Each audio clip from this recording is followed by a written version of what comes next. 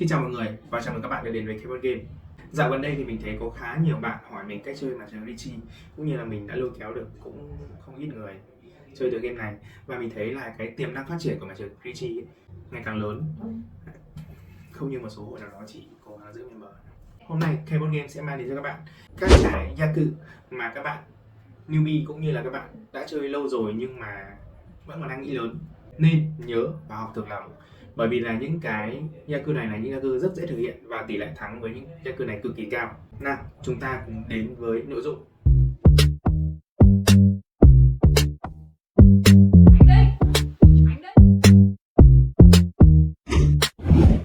Ok, thì đây là các Yaku mà một người chơi mới nên học thuộc lòng để nhận biết cách chơi và nâng trình một cách cao hơn. Chúng ta sẽ đến với các Yaku một han. Đây là các Yaku có tỷ lệ thực hiện cao nhất, và các bạn chỉ cần nhớ các Yaku này thôi là các bạn có thể tham gia những trận màn trượt một cách rất là đơn giản rồi. Yaku đầu tiên ở đây đấy chính là Yaku Richie. Tỷ lệ thực hiện của Yaku này đấy là 45,1%, và Yaku này yêu cầu bài của bạn kín hoàn toàn. Ở trong cái phần các bạn đang nhìn đây nó có mô tả rồi, đó chính là khi mà các bạn tuyên bố Richie ấy, thì bạn phải tuyên bố là một cái bài chờ kín, tức là bạn không gọi quân, không chi, không pawn, không can, nhưng mà các bạn có thể can kín được. Sau đó thì bạn sẽ bỏ một quân và cược 1.000 điểm. Quân mà các bạn bỏ ra ấy, thì sẽ xoay ngang để đánh dấu là bạn đã Richie. Thì sau đó bạn chỉ được hoàn thành bài thôi, chứ còn bài của bạn sẽ gần như là bị đóng, không thể gọi quân được nữa. Yaku thứ hai đấy là Yaku 2. Thì Yaku 2 ở trong cái phần mà các bạn đang nhìn đây nó sẽ ghi là Seed Win này, Prevailing Win này, với lại Dragon này. Thì các bạn gọi chung nó là Yaku 2. Và điều kiện đấy là trong bài của bạn có ít nhất là một ca sư hoặc một cô sư, là một bộ 4 hoặc là một bộ 3, và một con rồng này, một gió vị trí này là chính cái chỗ bạn đang ngồi ấy, và một gió vòng. Đấy, một trong ba điều kiện đấy là bạn có thể hoàn thành bài của mình bằng một cái điều kiện đơn giản, đấy là 4 bộ một đôi rồi. Và tỷ lệ thực hiện được cái Yaku này đấy là 40%. Yaku này bạn có thể làm được ở trạng thái kín hay mở đều được. Yaku tiếp theo ở đây đấy là Yaku Tan Yao. Yaku Tan Yao các bạn chỉ cần hiểu đơn giản là trong bài của bạn không xuất hiện các quân 1, 9, gió, rồng, vậy là được. Thì tỷ lệ thực hiện được Yaku này đấy chính là 21,4%, và bạn có thể thực hiện ở bài mở hoặc bài kín đều được. Yaku tiếp theo ở đây là Yaku Pinfu. Đây là một Yaku mà mình rất thích để thực hiện, nhưng mà để mô tả ra thì nó sẽ hơi khó một chút. Thì Yaku này các bạn phải hoàn thành khi bài của các bạn kín. Các bạn không Richie cũng được, nhưng mà bài của bạn phải kín, không gọi quân của ai. Hầu hết là bạn sẽ bốc bài lên và xây dựng bài. Thì để hoàn thành cái Yaku này ấy, bạn sẽ phải thỏa mãn các điều kiện sau. Thứ nhất là 4 bộ của bạn nó phải là sư sư, tức là nó sẽ là cái dây ấy. Đấy, dây 123, dây 234, 456 vân vân.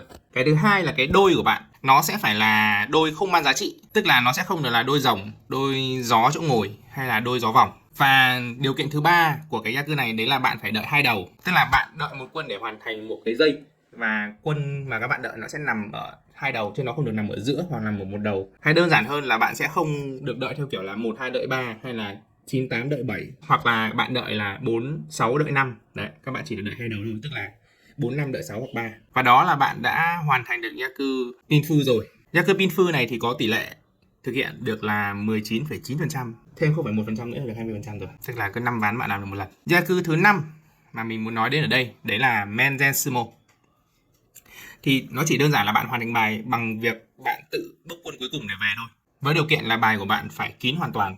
Và tỷ lệ để thực hiện được cái Yaku Menzensimo này là 17,6%. Yaku thứ 6 mình muốn nói đến ở đây đó là Yaku Onitsu. Đó sẽ nào. Đây, tất cả các bộ của bạn nó chỉ chứa quân của cùng một chất, và phần còn lại là rồng và gió.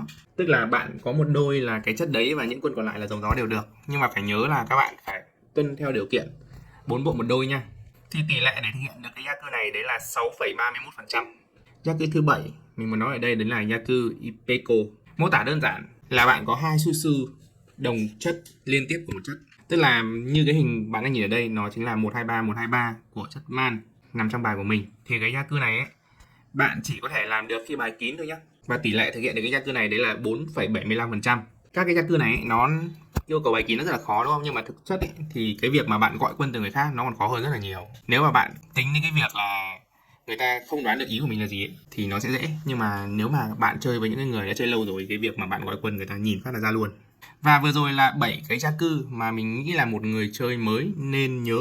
Nó sẽ giúp cho các bạn tiếp cận cái tựa game mặt trời này rất là dễ dàng thôi. Và các bạn càng chơi các bạn sẽ càng tìm hiểu được cái khả năng build gia cư của mình như nào và mình hợp với gia cư gì, bạn sẽ tự hướng được mình chơi theo gia cư đó nha. Hy vọng video này sẽ giúp các bạn tiếp cận được mặt trượt theo một cách dễ dàng hơn và các bạn sẽ không phải than phiền về cái việc là các cái gia cư này sao mà khó nhớ như vậy.